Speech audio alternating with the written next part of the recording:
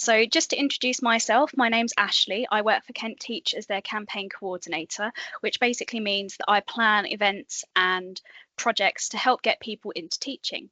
So today I'm going to be talking to you about what teaching is like in UK schools.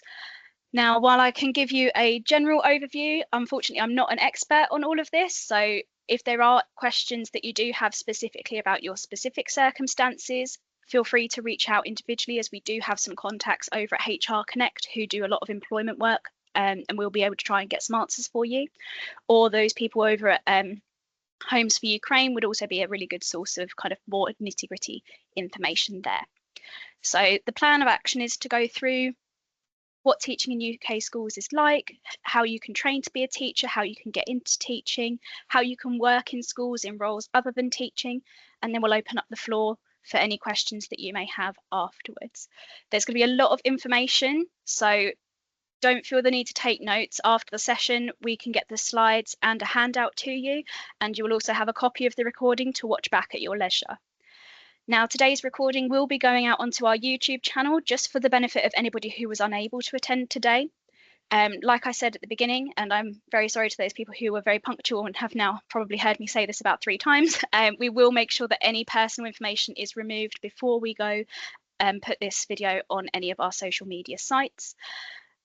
Please do feel free to use the chat function or the Q&A function should you have something that you would like to voice yourself or a question that you may have.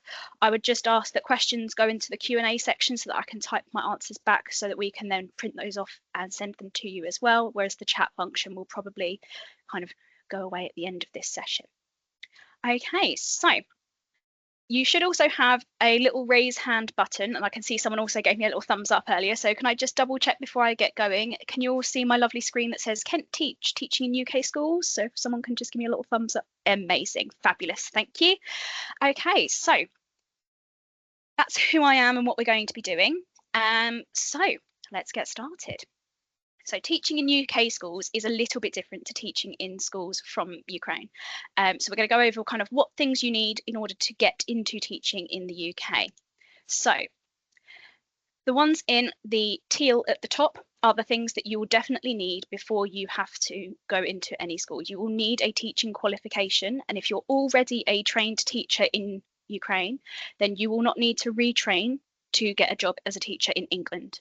However, you may need to get teacher qualified status or demonstrate non-UK qualifications or experience that meet the requirements.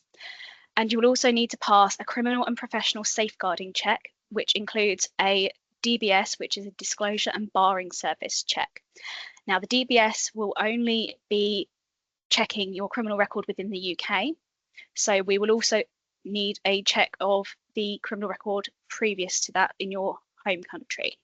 However, we'll go into that a little bit more later.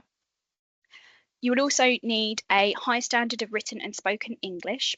For example, a common European framework of reference for languages or an English level B2. Again, we'll go over some more specific qualifications that might help you there a little bit later. And all the checks down the bottom here, so for example, the criminal record check, the 2 references, and the immigration and visa status that will allow you to teach within the UK need to be done as part of our due diligence for keeping children safe in education. And I'll go into a little bit more information about that further on in the slide. Now, if you don't have a teaching qualification just yet, we'll be talking about options that you can access to try and help you get onto that ladder if that is something you want. However, I do appreciate that not everybody wants to be a fully qualified teacher, so we will also be covering things like TA roles and other roles within school as well. So I mentioned QTS a moment ago, and it's a lot of abbreviations in education, I'm afraid. So QTS stands for Qualified Teacher Status, and it is the qualified professional status of teachers within England. So schools generally look for QTS when recruiting teachers, as this is kind of a measure of their skills and experience. Now, if you don't have QTS, you are able to teach for 4 years without it, as long as you have that relevant teaching qualification and you have been able to prove that you are part of a regulated teaching body in your home country. There are a few schools that will not give you that 4-year period, such as pupil referral units, alternative provision academies, or alternative provision free schools. They won't offer that 4-year grace period. Now, if you do choose to teach without QTS, that's absolutely fine. Just be aware that the position would be classed as an unqualified teaching position, and the pay that would be linked to that would be unqualified teacher pay. So the pay scale would be a little bit less, and you'd be looking at about £20,000 to £32,000 as your salary per annum or per year. However, if you have already got your teaching degree and you have been able to prove that your degree is of a level 6 standard, which is a bachelor's degree here in England, then you can opt to gain QTS from a range of different training providers. There are lots of different routes to getting this QTS, which will be in the handout that will be following this session. But really what you need to gain and what you need to show that you can get QTS is teaching skills and experience. So you'll need to demonstrate how long you've been teaching for, the skills that you've brought to the role. You will also need to pass that criminal and professional safeguarding check, and you will also need a high English. Now, if you're in the UK under and you're age 19 or over, you are eligible for funding to study in English. You are eligible for funding to study in English for speakers of other languages, which is known as an ESOL course, as well as other educational or training courses. You can find out about these courses from your local authority. So ours would be Kent County Council, and you can search their website for ESOL courses, or you can go onto the National Careers Service. Now here at Kent Teach, we have a sister company called the Education People, and they provide all of the training and continued professional development for all teachers here in Kent. So they can also put on specific courses or create specific courses where needs arise. So if there is a large group of you interested in learning a specific skill, or after this, if there is quite a lot of interest in people having that ESOL kind of teaching and skill development, that would be something we would be able to communicate to them and that we could then begin to provide. I'll go into that in a little bit more detail later on. Now, as soon as you have your QTS, you can then start to apply for any paid teaching jobs. And typically during recruitment, they do look for QTS, even though you are allowed to teach for 4 years without it. So if you do have that experience and you do have the correct qualifications, I would advise going down that path to gain that QTS status, because it will just make you stand out in terms of applications. Now, you can also have a lot of different courses that will provide that qualification that shows you can speak English and write in English to the level that they require. Things like the International English Language Testing System, which is IELTS, essentially. The test of English as a foreign language, or the C2 proficiency, formerly known as the Cambridge English proficiency test. These just help to kind of prove that you've got that written and spoken standard of English when you're applying for roles there as well. So, training to be a teacher. So if you haven't already got your teaching qualification, there are lots of different routes into teaching, and we'll cover a few of them here just so that you are aware of the many different options that are available to you. But there are a few things that you will need to consider before you kind of start thinking about going down that path. Now, being on a visa from Ukraine, you are able to get financial aid, but on average, the cost to train to be a teacher is about £14,000. This will also be including any living costs that you have while you're undertaking your training. Now, there are lots of ways to get financial support for this. You will have access to the student loans portal. You will be eligible for sponsorships and bursaries. And I believe there is also an advanced learners funding as well. Now, training lasts around 1 academic year, depending on what qualifications you have going into the training. So if you have your teaching degree already and you're just looking for that QTS status, that will last about a year. If you don't have a degree yet, or an equivalent level qualification to a bachelor's degree, which I believe is about a level 6, then your training may last a little bit longer. You can update or extend or switch your visa while doing this so that you can apply for these qualifications and training services, or if you're wanting to work in the UK longer term. I do appreciate that obviously many of you are staying here while hoping to return, but depending on what your situation and what your visa allows, it may be worth having a little look at what you're able to do. Now, in order to be accepted onto a university course to study for an undergraduate degree, which is a bachelor's degree, which may encompass a QTS status, you will need 4 grade C or above GCSEs in English, maths and science. Science mainly if you want to teach in primary school, but a grade 4 or a C in English and maths. And you will also need a bachelor's degree in any subject. Now, different training providers may also have different requirements, so it is best to ask them directly what it is that they are needing from you. Some people may, for example, ask if you have a 2-2 degree or above that you'll be accepted. Others may have less stipulations, so it's always just best to check those finer details before applying. Now, the simplest way to check your qualifications meet that required standard in England is to get a comparability statement from the UK European Network of Information Centres, which is more commonly known as an ENIC. So a statement of comparability does cost a little bit of money, and it is something that you will then be able to use throughout your time in England when applying for any jobs. It just allows employers to know what the equivalent of that qualification is in the English system.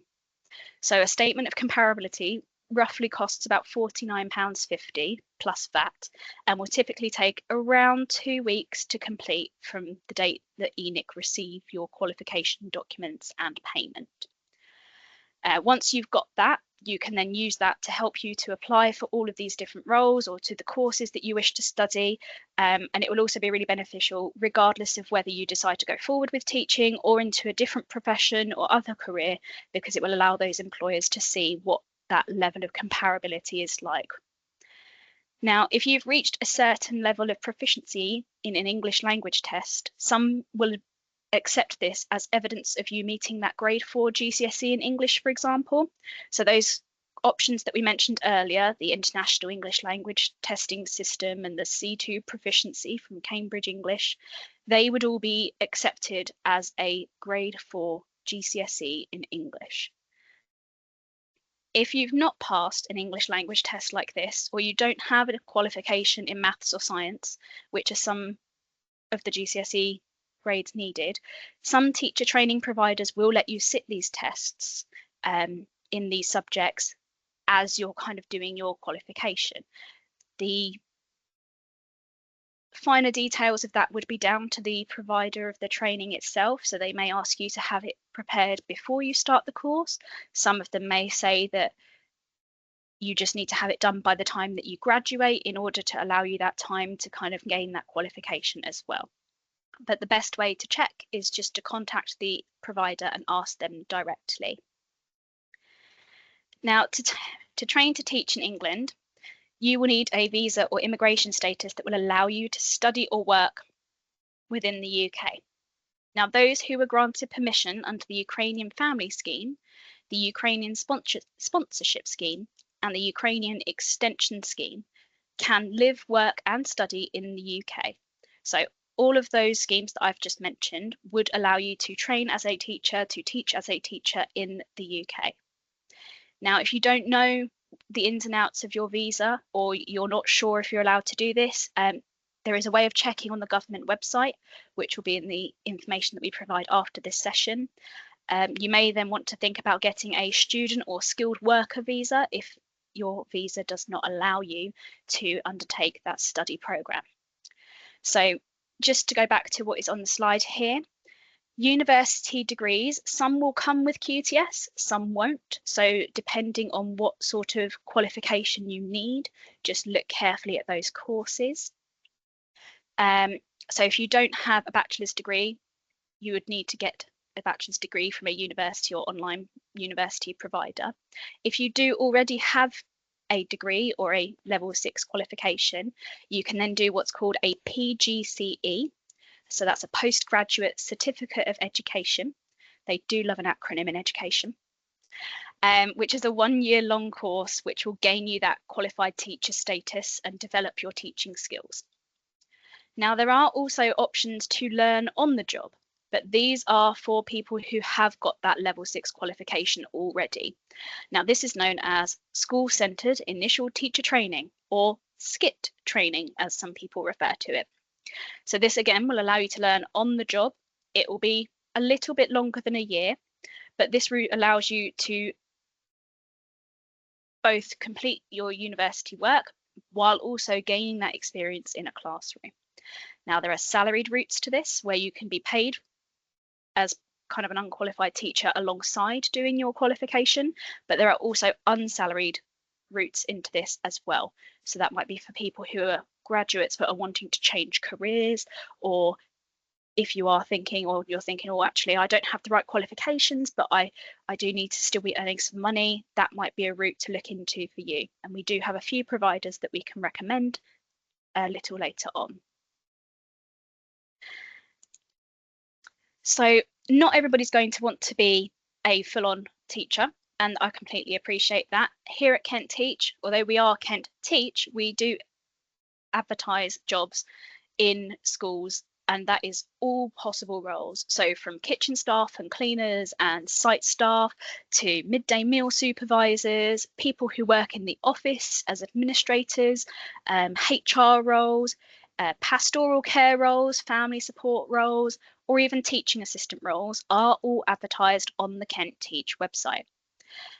Now, although these roles will not require the level of qualifications that a teacher will, they will still require those background criminal record checks and that full employment history. So I'm just going to go into why that is and kind of what that looks like in an application. So any role in a school will need a criminal records check to keep in line with our government policy of keeping children safe in education. Schools will assess your suitability to teach from a range of different sources. You will typically need to give 2 references from previous employers. You will need to give a complete employment history. Now, for some people, they do get a little bit daunted about this and they say, oh, I can't remember the date that I left this job. It doesn't have to be down to the date. A rough month and year will be sufficient. But if there are any gaps within that employment history, so say, for example, you were between jobs or you took some time out to care for children, just make sure that you state where that gap is and why it's there. Gaps are absolutely fine. You just need to explain why so that the process won't raise any flags. You also need to evidence your professional standing in the Ukraine. So, for example, if you are a qualified teacher, this is more a statement for you. You will need documentation from the Ministry of Education and Science to show you are qualified and have no sanctions against you and that you are eligible to teach in the UK. And there will also need to be a criminal records check. Earlier we did speak about DBS, so the Disclosure Barring Service check. That will need to be undertaken as part of the checks while you're in the UK. And as Ukrainian nationals, you would still be treated as any new employee and would still go through that DBS process. However, the DBS can only check the UK records. So the school are advised, in keeping children safe in education, to ask an individual to provide a certificate of good conduct, or a CGC, from their relevant country that they have lived in outside of the UK. This would hopefully then provide the school with more of a rounded view of that individual and any offences that would need to be considered, as UK candidates would have anything come through on their DBS. Now, there's guidance on government websites, again, which can be found in the handout after this session on how to gain that. And I will go into what I know about that in just a moment. But unfortunately, like I said, I'm not an expert in all of this. I can point you in the right direction, and I'm more than happy to do that. But I think best placed people to answer more specific inquiries about this process would be the Homes for Ukraine team. Now, I appreciate that some of these certificates and checks may take their time, and it may then mean that you may not be able to start work immediately. It is up to the school to decide whether they allow individuals to start prior to the issue of their DBS or any of the checks that have to be taken out as part of keeping children safe in education. However, if they do allow you to start, it will often be on a supervised basis until they gain that piece of paper that says that everything's okay. So the same would be true of that CGC, that certificate of good conduct. They may allow you to begin work before they receive that, but it would mean that you would need to be supervised while on site. So applying for this CGC, you can apply to the Ministry of Internal Affairs of Ukraine for a criminal records check. Now, this check can take between 10 and 30 days. Citizens of Ukraine who do reside abroad for longer or more permanently can apply to the embassy in the host country, so in the UK, with an application for obtaining that information. The system that they would be using is called the Registration of Information on Bringing a Person to Criminal Responsibility and the Presence of the Criminal Record. This will be emailed to you because it is a very long, wordy title. But you can then contact the Ukrainian embassy in the UK to get that letter translated and that check translated and submitted to your school. I'm sure that should you need any further help with this, Homes for Ukraine will be able to support you. Obviously, with things being how they are at the moment, some checks will be taking longer than those 30 days. And if you do have a situation like that, or you need any advice about that, like I said, I do have colleagues over at HR Connect who deal with a lot of the employment checks and may be able to offer some more specific advice down to individual circumstances. And just before we move on, I know I've given a lot of information about this, but just over here is the paragraph from the Keeping Children Safe in Education document that is requesting a full history leaving secondary education, including any training, voluntary work, periods of non-employment, and that is going to be the case regardless of which role within a school you apply for. So whether that is the site staff, the office staff, a cleaner, you will still need to have those two references, that complete employment history, and also that criminal record check. So earlier I did mention a few of those different training providers or some useful course providers for those who are looking at developing their skills for working with children. So the first three that I'm going to lump together are Teach First, KMT, which is Kent Medway Training, and also down here, Teach in Kent. So these three organisations all work on that on-the-job training, that school-centred initial teacher training that I spoke about earlier.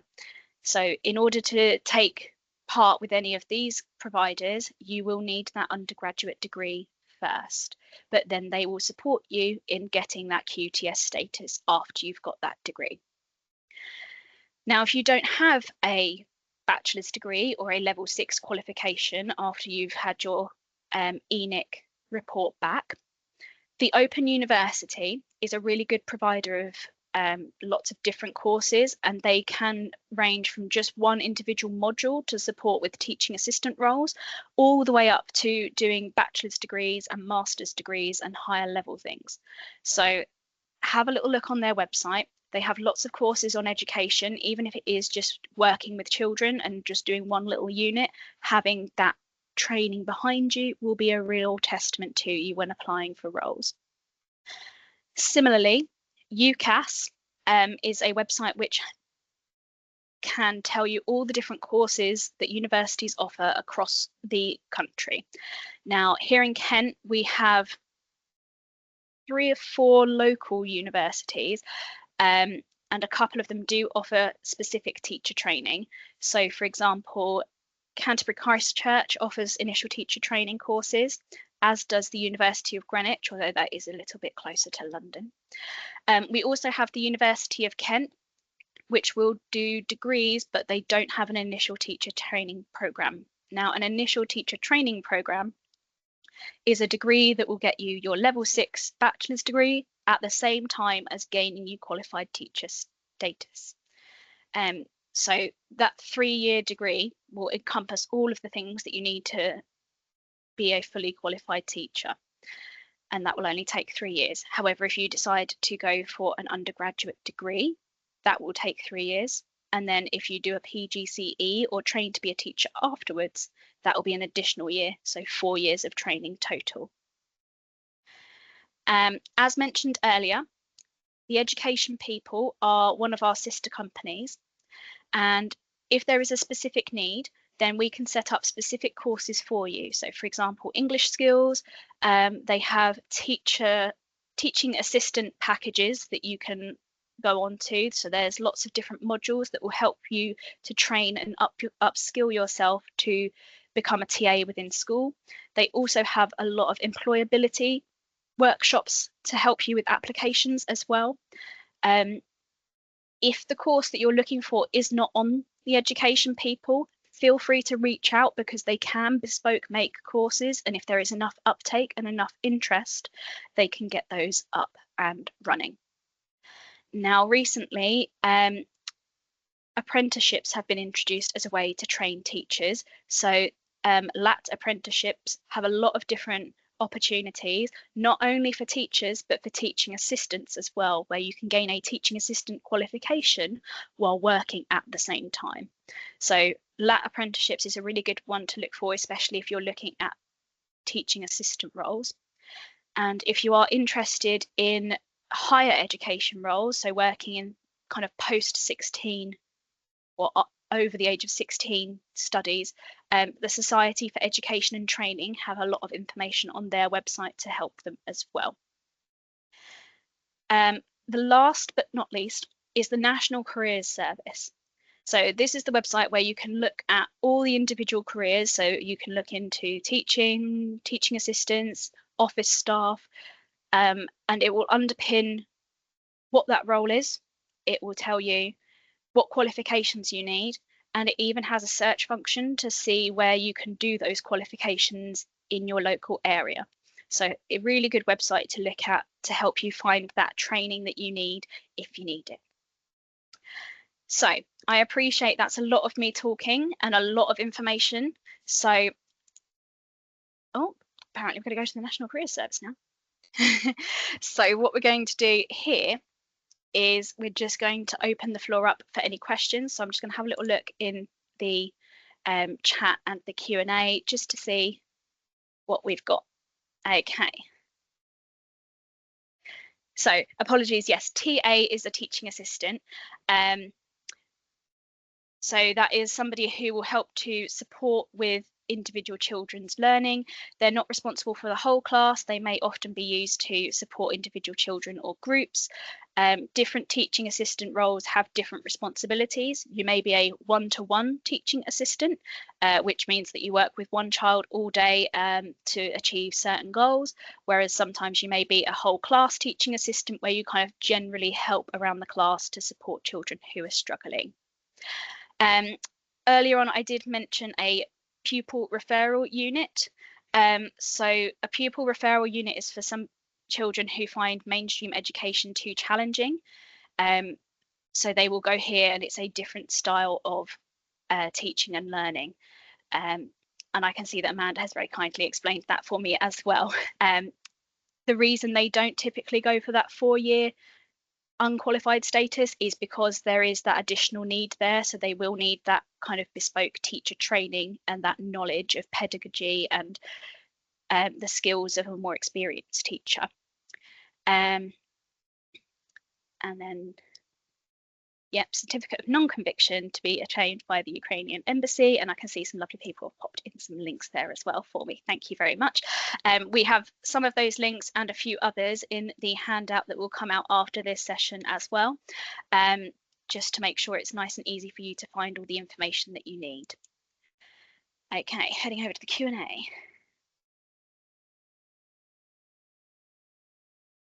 I think we have got, so feel free, this is your time to ask any questions should you have them. So if I'm a teacher of English according to my degree from Ukraine and can just apply for gaining QTS, am I eligible to work as a teacher of maths if I have QTS as a teacher of English? I would suggest, I think that's down to you and your personal opinion about whether you feel like you have the information and knowledge to teach maths. There are lots of courses out there to support subject knowledge. So if that is something that you would be interested in, we'd be more than happy to direct you to those courses. But hypothetically, yes, you could apply to teach any subject, no matter what your degree is. I know individuals who have got business degrees who then did a PGCE and then went on to teach maths. So it doesn't necessarily mean that you have to teach to what your degree is. It's just how much you know about that topic and whether you feel confident in delivering that topic to the standard of the age group that you're teaching. So for example, if you were a maths teacher at a primary school, that might be a little bit easier to do than being the maths teacher of an advanced A-level group. So it just depends on your confidence in teaching that subject. Okay, so just in case anybody wants to ask any questions privately, we do have a little survey for you to complete, which will have the option to add any questions that you may not want to ask in front of the group, and that is absolutely fine, and one of the team will definitely get back to you to support you with that. How does the bursary funding work? Does it cover the course fee? More often than not, yes. From what I understand of the visas, you essentially have the same allowance as a UK citizen, and that means that you can apply for bursaries, but there would be specific bursaries for topics or for specific courses. So bursaries aren't always guaranteed. They are done on kind of a apply and see basis. So that might be something to look into separately.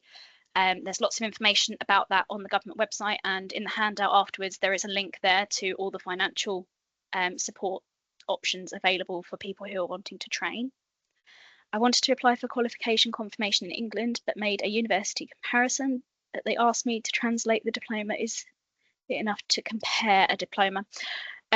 Again, sometimes it's down to the individual provider about what exactly they would like to see. Most will accept an ENIC, so a statement of comparability to say that this qualification is equivalent to this in the UK. Some will ask that the qualification be, some will ask if the qualification title or name can be translated just so they can see how that can fit into the role that they're applying for. But again, unfortunately, that's down to the individual provider or the individual school that is asking for that.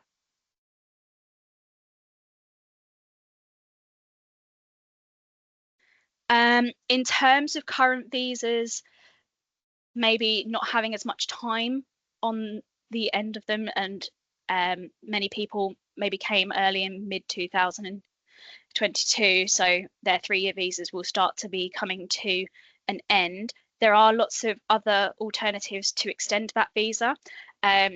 Let me just bring up my notes, but I believe there is a skilled workers visa that you can apply for, that will allow you to stay in the UK for a longer period of time, but will also allow you to train and work within the UK also. There is also the opportunity to apply for a student visa, which again will allow you to undertake that training. but unfortunately, my current knowledge on what visas are allowing is not amazing. So I can do my best to answer that, and I will answer that in a bit more detail in a follow-up email, just so that I've got a little bit of time to refer back to the documentation. According to my degree from the Ukraine, I'm a teacher of English. I've got a statement of comparability, which, according to its level 6, is higher than GCSE. Yeah, that's fine. So I think a level 6 statement of comparability being higher than GCSE will still be accepted to prove your level of English. However, I think, again, it is not just down to me. While I can say this, I can say generally what I think will happen in most cases.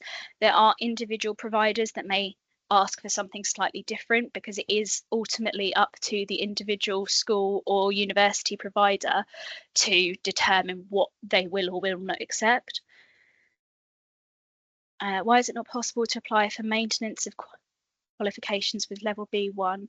Why is it that when filling out an application for confirmation of qualifications, they do not ask about the comparison of the diploma, but about its translation?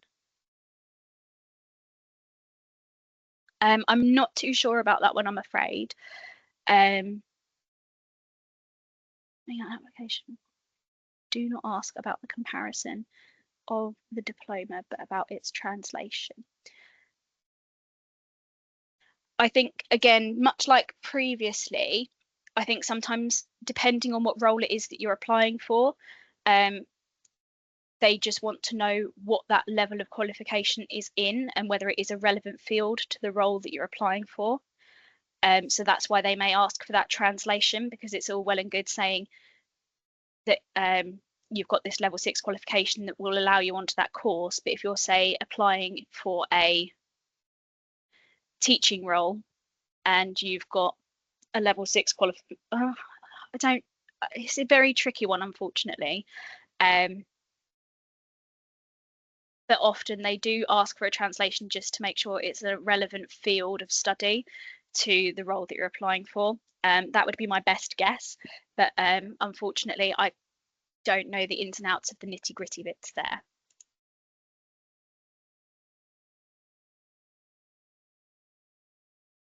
Yep, so we've covered that kind of visa bit there.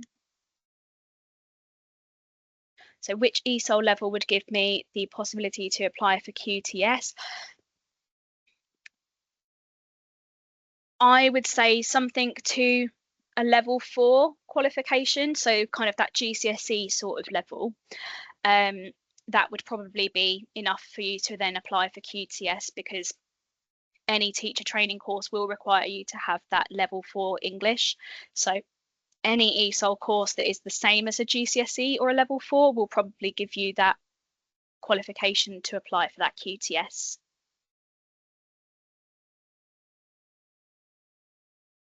I appreciate that the statement of comparability does have comparisons, but unfortunately, our site is more of a jobs board, and while we can encourage our schools to accept that comparable statement, some of them are still quite new to this process and still do want to understand what that qualification is in, just to have a little bit of a idea of how you can shortlist candidates, because they want to make sure they're comparing people at shortlisting on a even basis. But I appreciate it can become a bit frustrating.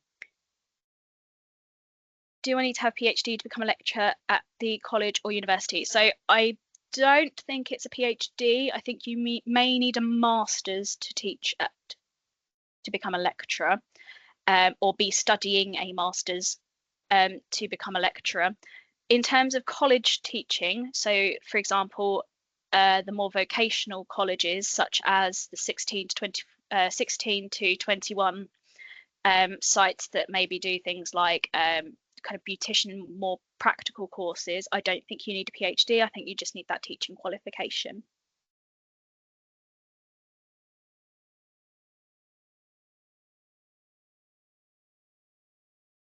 Okay, so just like I said, if there are individual circumstances that you would like us to investigate or to um, look into for you, we will definitely do that if you get in touch with us over here at Kent Teach to try and help support you getting into those roles, because we do acknowledge and appreciate that you guys come with a wealth of experience and knowledge that would be really beneficial to our schools here in Kent. So the more we can do to try and help support you into those roles, the better, in my opinion. So what I'm going to do now is in the chat function, I'm going to place a link. The link will be to a survey just about today's webinar. Once you fill that survey in, it's just a few questions about kind of how useful the session was, what you would like to see from us again, anything that you maybe feel we should cover more, should cover less. Once you've completed that survey, you will then get the links to the presentation and the handout. Now, the handout is I say it's a long document, it's 4 pages. The first page is most of the things we covered in the session today. The remaining 3 pages are going over all of the different training opportunities for teachers. So it should answer some of those questions about the different providers of different university courses, how to become a teacher if you have a degree, how to become a teacher if you don't have a degree, how to obtain QTS if you've got a teaching degree but you don't have that. So all of that information is in those last 3 pages, but that first page is just everything that we covered today. So I'm just going to pop that in there while I answer the last few questions.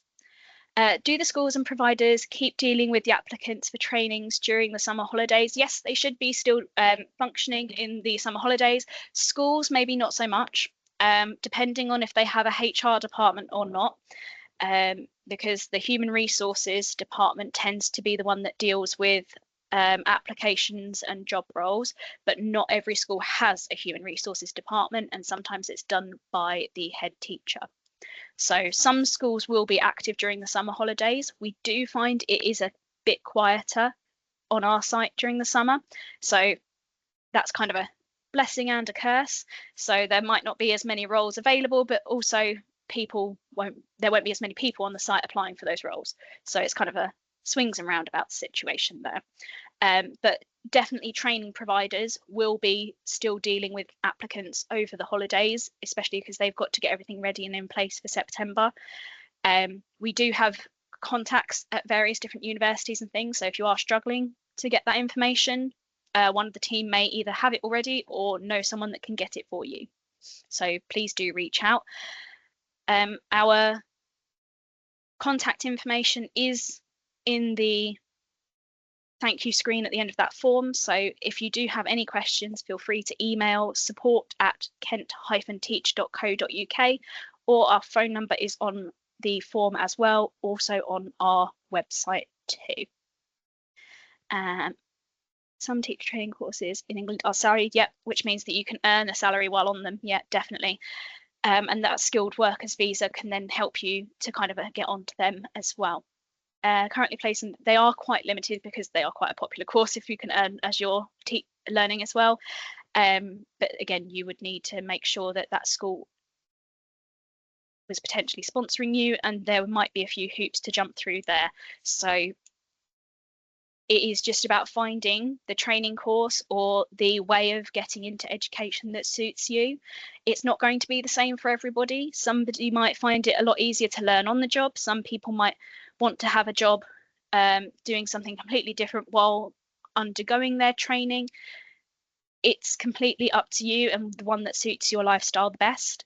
We do also have another webinar on our Kent Teach website, which is all about school-centered initial teacher training, and it's talking with the provider I mentioned earlier, KMT. So they go through what their program looks like, how to apply the costings and what qualifications you need. They've got a really good team over there to help support people getting that ENIC and making sure they've got the right qualifications. And they are also in charge of the LAT apprenticeships scheme as well. So if you are looking for teaching assistant roles or teacher roles, I would suggest having a little look at them and having a reach out to them, because they are quite useful and have a wealth of information, and they do have lots of sites all over Kent. Okay, I can see we've got some lovely links in this chat here as well, and I think most of these links are also in that handout that I have provided earlier, so that's always a good thing for me to see to make sure that I'm referring to the correct documents. So there's lots of information on the Kent government website about applying for student visas and how you can check them. Like I say, I'm no expert in visa rules and regulations, so the best people to speak to would be people from the government or to liaise with or work with Homes for Ukraine to support you in getting that visa and understanding what it is within that kind of what it is and how you can essentially get that qualification or that correct visa to get you going. Yeah, definitely good we're all on the same page, singing from the same hymn sheet. Okay, so thank you so much for joining. I can see we've got just a few more questions in the Q&A section. I have an RQF level 6 qualification of maths, functional skills level 2 ESOL. What is required to work as a tutor of maths for adults? I think level 6 teaching, I think that should be sufficient to be a maths teacher, Vera. And do forgive me if I have pronounced your name wrong. So I think I would suggest reaching out to people who have those roles that you're interested in, applying, and if the application isn't successful, they do generally give you the option to ask for feedback. So it might be worth reaching out and saying, oh, actually, you know, is there something else that I've missed? I would also just say to check the person specification of any role that you do apply for, because it may list specific qualifications that you need to have in order to apply. However, some schools have now started to say that it's a desirable qualification, which means that they'd prefer that you have it, but you don't have to have it to apply. Others will say that they would like somebody to work towards a qualification while if they don't have it already. So there are lots of ways to get into that role if you don't necessarily have the correct qualification yet. But from what I'm seeing, I feel like that should allow you to become a tutor for maths for adults.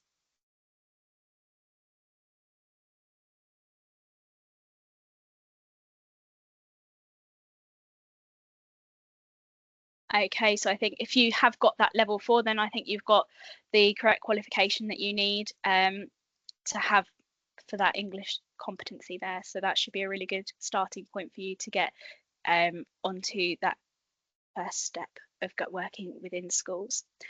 Okay.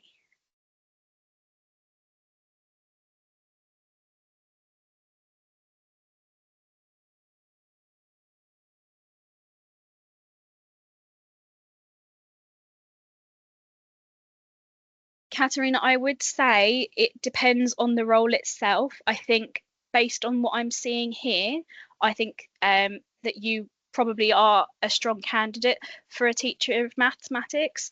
So I would definitely have a little look on the Kent Teach website if that is something you're interested in getting back into.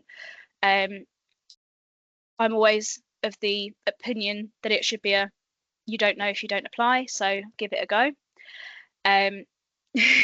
And if you're a teacher in the Ukraine, you've definitely got that experience there as well to help support you with that application. If you do have any further questions about specific job roles, please do reach out to us because we can help you. Okay, so we're coming to the end of our lovely hour-long session together, and I really appreciate you all sticking with me for that hour because that is a lot of information. Any final questions before I bid you all farewell?